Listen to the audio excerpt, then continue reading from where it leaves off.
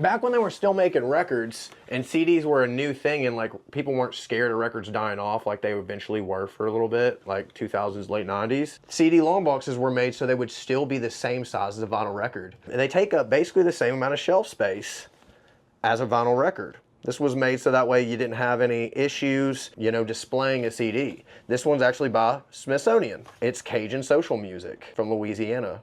Big time fan of Cajun, big time fan of Louisiana, big time fan of this kind of stuff. Right here, this is all Cajun. Buckwheat Zydeco, Roosevelt Sykes, Rockin' Sydney, Leadbelly.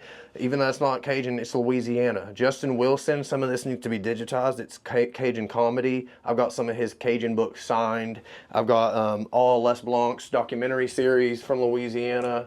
And then we've mounted cassette racks. Thank the Lord these are holding up. And then we've got, you know, color coded, just nice little deal going on. And we were invited to a showcase last year to do some analog footage, and that's hanging up on display. You know, really hard to come by our 8 tracks that had correct cover arts that were actually made for that specific album. So we've got a good bit of that stuff on display. It's hard to find that kind of stuff these days. A working CRT and a briefcase cassette deck.